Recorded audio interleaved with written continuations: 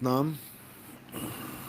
तो भगत का सवाल है कि कथा के अनुसार जब रानी इंदुमती को कबीर साहब काल से छुड़ाकर सतलोक ले गए, उनको वहाँ सतपुरुष के दर्शन हुए। वहाँ उनको और हंस भी दिखे। इसके बारे में थोड़ा बताइए। देखो, मैंने पहले भी समझाया, ये पवित्र ज्ञान और मूल ज्ञान का खेल है सारा। पवित्र ज्ञान में बहुत कुछ समझाना पड़ता है, बहुत सी कथाएं सुनानी पड़ती हैं, लेकिन मूल ज्ञान जो होता है वो केवल एक सत्य पे टिका होता है, एक सार शब्द पे टिका होता है। मूल ज्ञान में ये काल्पनिक कथाओं की कोई जो है जगह नहीं होती, क्योंकि जो भी आपके अलावा आपको कुछ भी दिख रहा है वो सब काल ही है। काल कोई एक नहीं है कि कोई एक आदमी को तुम काल मान के बैठे और उससे इंदुमती को बचा के ले गए। अगर इंदुमती वहां गई है और उसका वहां पर लेडीज का शरीर है, तो भैया ये शरीर भी तो काल ही है। ये शरीर वहां कैसे पहुंच गया? वहां पर सतलोक जाने के बाद भी उसको कैसे ये लग रहा है कि मेरा पति भी यहां आ जाए? वहां पहुंच के तो नर नारी का भेद ही खत्म हो जाता है। अगर वहां पर भी वो अपने आप को नारी समझ रही है तो अभी वो काल के दायरे में ही है, क्योंकि साफ बोला गया है, तुमसे कहूं मैं नाम विचार, वो ज्योत ना पुरुष ना नारी। वहां पर ज्योत को देखने की तृष्णा, ज्योत को देखने का आनंद, पुरुष नारी के शरीर का आभास, ये सब खत्म हो जाता है। वहां सुध बुध खत्म हो जाती है शरीर की। पहुंचोगे वह देश जब तुम, सुध रहे ना देह, और पांच तत्व गुण तीन नहीं, ऐसा शब्द विदेह। वहां पर यह आभास भी नहीं रह जाता है कि तुम एक पुरुष या एक नारी हो। हाँ, वृतांत में जो मूल ज्ञान है, जो कोड लगे हुए हैं, उसको खोलने की जरूरत पड़ती है। उसके द्वारा जब तुम समझोगे, तुम्हें सारी कहानी समझ में आएगी कि कैसे रानी इंदुमती वहां पहुंची और क्या किया, कैसे समझा उसने ज्ञान को। वहां पर पुरुष में, परमात्मा में कबीर साहब समा गए। वो सोच रही थी ये कोई दरबान है, ये कोई सेवादार है जो मुझे यहाँ तक ले आया, अब इसकी ड्यूटी खत्म, अब ये चला जाएगा और मैं परमात्मा के पास चली जाऊंगी। लेकिन जब उन्होंने देखा कि जो लेके आया था वही जाके परमात्मा में समा गया, अब दो किसको बोले वो? जब वो परमात्मा में समा गया, वो कहीं परमात्मा को छोड़ के और कहीं नहीं गया, तो रानी इंदुमती क्या करेगी वहां बैठ के? जैसे कबीर साहब समा गए, वैसे रानी इंदुमती भी समा जाएगी।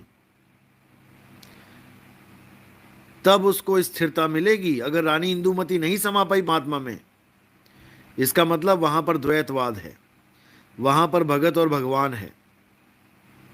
इसको मुक्ति नहीं कहते।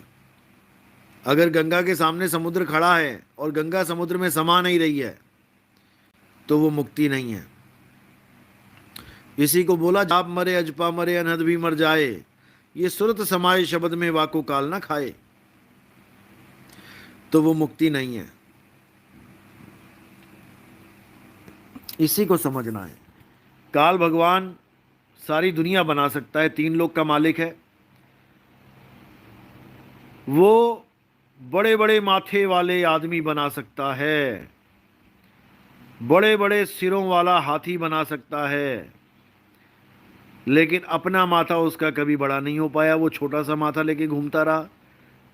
जब कबीर साहब ने कहा कि काल आएगा, मेरा रूप धारण करके आएगा, तो कहते हैं वो मेरा रूप धारण नहीं कर पाएगा, उसका माथा छोटा होगा, आंखें पीली होंगी। काल भगवान अपने देश में सफेद कपड़ा बना सकता है, सफेद रंग की कारें बनवा सकता है, लेकिन उसकी आंखें सफेद नहीं हो सकती, वो पीली की पीली रहेंगी। सफेद आंखें बनाने में कितनी देर लगती है? जब वो पीली आंखें ले सकता है, बना सकता है, कॉपी कर सकता है, तो सफेद आंखों में कितनी देर लगेगी? ये सब सांकेतिक ज्ञान है भाई। कबीर साहब के कहने का मतलब ये था कि काल जितना भी जोर लगा ले, वो मेरा रूप यानी शब्द रूप धारण नहीं कर पाएगा। पहचान जाना, कोई भी आता है, कैसे भी रूप में आता है, वो काल ही है, क्योंकि तुम्हारा गुरु कोई रंग रूप नहीं है। रूप न रेख न रंग प्रभ, तीन गुणाते भिन्न। तीनों गुणों से भिन्न है वो, और वो शब्द स्वरूप है। जो प्रभु को मिल वो चाहे, तो खोज शब्द में ले। देह में नहीं खोजना है परमात्मा को। तो बोला भी ये लखा जो चाहे अलख को, तो संतन में लख ले। संतन में लख उसको, उस परमात्मा को, और शक्ल में मत लख कि संतन को लख ले। संतन को नहीं लखना है, संतन में लख ले। क्योंकि संतों की देह से वो शब्द गुरु ही निकल रहा है। ये जो शब्द निकल रहे हैं ये भी उस गुरु की दया ही है। तो भाई मूल को पकड़ो। इन शक्लों में, इन शरीरों में, हड्डियों में, ढांचों में, इन नौ द्वार के गंदे शरीर में उलझ मत जाना।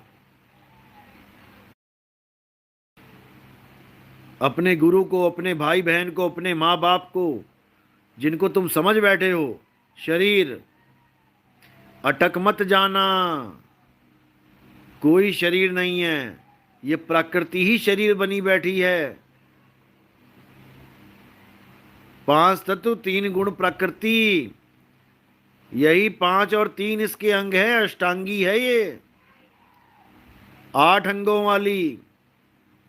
सबको लपेटे में ले रखा है इसने। सबको विदेही फूल भुला रखा है, और ये नकली फूल पकड़ा रखा है। चूमते रहो, चाटते रहो, और जो असली चीज है उसका किसी को भेद तक नहीं पता। भूले बैठे। इस सांकेतिक ज्ञान को समझना होता है और समझ के आगे बढ़ जाना होता है। 5 25 3 का पिंजड़ा, वाह में तुमको राखे हो, तुमको बिसर गई सुध घर की। कौन से घर की? कौन से घर की? सतलोक की। सतलोक से आए हो तुम, तो अलग लोक में कौन है फिर? अलग लोक से आया तो अगम लोक में कौन है? अगम लोक से आए तो नामी लोक में कौन है? कहीं से नहीं आए हो तुम यहां पे, तुमसे ही ये सब हो गया है।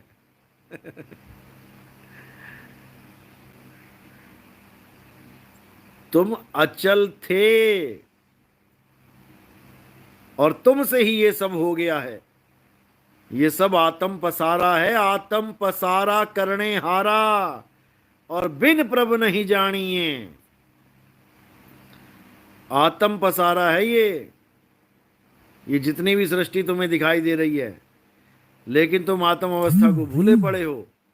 इसलिए तुम्हें लगता है पता नहीं कौन से भगवान ने बना दी है दुनिया। और एक पारक सिद्धांत है, कहता है किसी भगवान ने दुनिया नहीं बनाई है, दुनिया पहले से ही थी। बताओ, ये कहता दुनिया पहले से ही थे। तुम्हारे घर नहीं पहले से थे?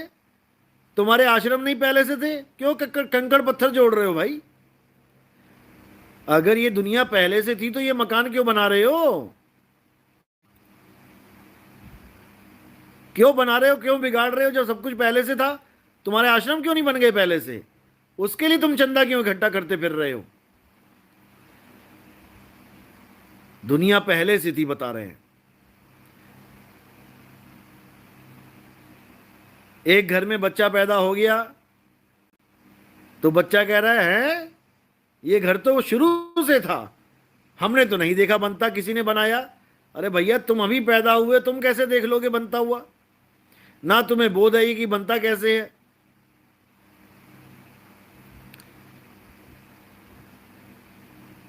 अपने दादा परदादा को पूछो, कबीर साहब को पूछो, तुम्हारे अब्बा जी के अब्बा जी, वो बताएंगे कैसे बनता है।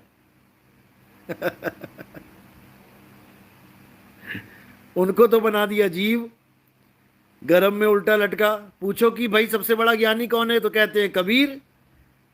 और कहो उनका गुरु कौन है, कहते हैं रामानंद। तो कबीर साहब तो भैया परम ज्ञानी और रामानंद मूर्ति पूजक, तो गुरु से चेले को ज्ञान कैसे हो गया? वहां पे सब शांत हो जाते हैं, फिर नहीं कहते, फिर कुछ नहीं बोलते। वैसे कहते कबीर साहब भी हमारी तुम्हारी तरह जीव हैं। अरे भैया, तुम और कबीर साहब दोनों जीव हो, तो कबीर साहब ने अधूरे गुरु से पूरा ज्ञान कैसे ले लिया, और तुम पूरा गुरु ढूंढते फिर रहे हो? तुम भी कोई अधूरा गुरु बना लो। जैसे कबीर साहब ने अधूरा गुरु बनाया, तुम भी कोई अधूरा गुरु बना लो, और ज्ञान पूरा प्रकट हो जाए तुम्हारे अंदर। फिर नहीं तुम्हारी दाल गलेगी, फिर तुम पारखी गुरु ढूंढोगे कि गुरु पारखी होना चाहिए।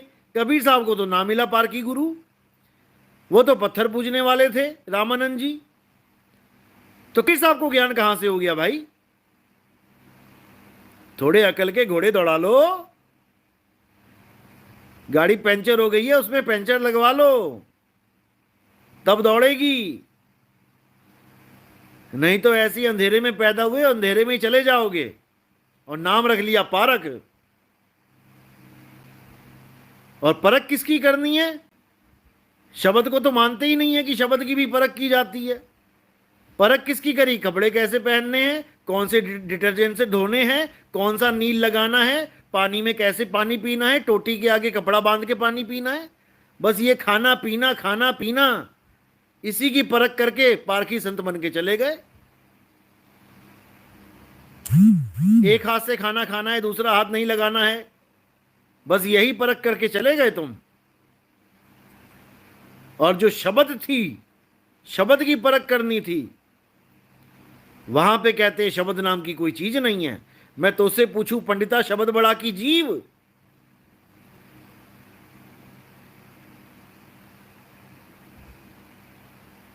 और साहिब ये क्या कह रहे हैं? बीजक बतावे वित्त को जो धन गुप्ता होए, और ऐसा शब्द बता जीव को बुझे बिरला कोय। जीव को ऐसा शब्द बताओ बूझ के, और ये कहते हैं कि शब्द ही नहीं है कुछ भी। और जहां पे शब्द की महिमा गाई है बीजक में, वहां पे ये कहते हैं ये मनमुखी वाणी है। बताओ, मायामुखी, मनमुखी। अरे जब बोलने वाला एक था, जब कबीर साहब के मुख से ही सब कुछ बोला गया, तो फिर मायामुखी मनमुखी कहां से हो गया? और तुम्हें ज्यादा अगर पारख आ गई है कि ये मनमुखी है, ये वाणी मायामुखी है, हटवा दो जरा। भाई तुम्हें पता लग गया कि ये चावल है, ये कंकड़ है, तो कंकड़ को क्यों तुम खा रहे हो? कंकड़ को फेंक दो जरा, ग्रंथों से बाहर निकाल के देखें जरा तुम में कितना सामर्थ्य है, जो तुम पारख करोगे कि कौन सी वाणी मनमुखी है, कौन सी गुरुमुखी है। जो तुम्हें समझना आए वो मनमुखी, जहां तुम्हारी दाल ना गले वो मायामुखी, और जहां गुरु की महिमा हो रही है वहां चौधरी बन के बैठ जाते हो कि गुरु को सिर पे राखिए, हमें सिर पे रख लो, तुम्हें रख ले सिर पे। जिसको इतना भी नहीं पता कि अधूरे गुरु से पूरा शिष्य कैसे हो गया। कहते कबीर साहब की लाश नहीं मिली, ये झूठ है। कबीर साहब के फूल मिले, ये झूठ है। कबीर साहब की लाश जलाने के बाद जो फूल चुगने गए थे वो लोग, वो फूल मिले थे। बताओ, इनकी बुद्धि देखो कहां जा रही है। इन रब के बंदों को ये नहीं पता कि 60,000 चेले हिंदू मुसलमान तलवारें खींच के खड़े हैं, और मुद्दा यही है, झगड़ा यही है कि हम जलने नहीं देंगे गुरु का शरीर, और हम गड़ने नहीं देंगे। और ये महाराज जी अपनी तुच्छ अकल लगा रहे हैं और कह रहे हैं कि वहां पे लाश सड़ा दी गई थी, जला दी गई थी, और जलने के बाद जो फूल मिलते हैं वो फूल चुगे गए। तुम्हारे अब्बा जी जो तलवार खींचे खड़े थे, वो उन्होंने लाश जलने दे दी। अरे एक नहीं, वहां हजारों लाशें बेच जाती अगर लाश में आग लगा देते तो। हजारों लाशें बिक जाती वहां पे। इतना ही पारक कर पाए तुम लोग केवल। शर्म आनी चाहिए बुद्धि को, तुम्हारी शर्म, जो तुम गुरु बन के बैठे हो यहां समाज में।